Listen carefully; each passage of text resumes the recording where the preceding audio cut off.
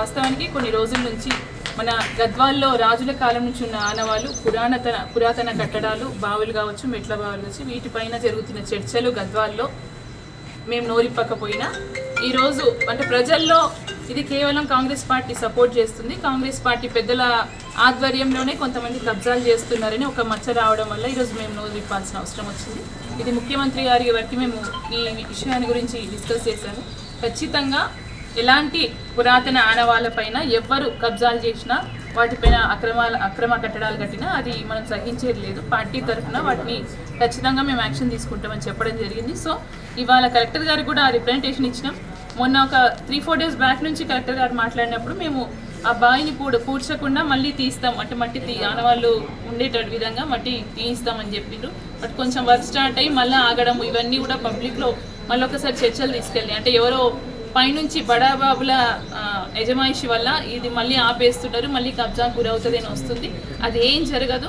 ఖచ్చితంగా ఉన్న ఆనవాళ్ళన్నీ కాపాడుకోవాల్సిన బాధ్యత కాంగ్రెస్ పార్టీదే కాదు, గద్వాల్కి సంబంధించిన ప్రతి ఒక్క పౌరుడిది అది బాధ్యత.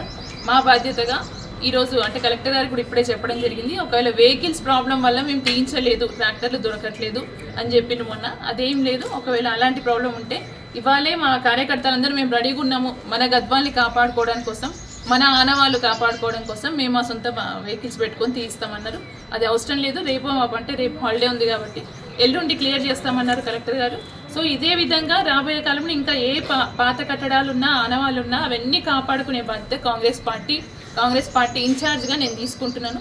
సో ప్రజల్లో ఉన్న అపోహ పోగొట్టి ఈ రోజు నుంచి గద్వాల్ని కాపాడుకునే విధంలో అంటే ఒక పురాతన ఆనవాళ్ళే కాదు గద్వాల్ని అభివృద్ధిలో కావచ్చు ఇంకా ఏ విషయమైనా మా వంతు ప్రయత్నం, నాతో పాటు మా కాంగ్రెస్ నాయకులందరి ప్రయత్నం ఉంటుంది.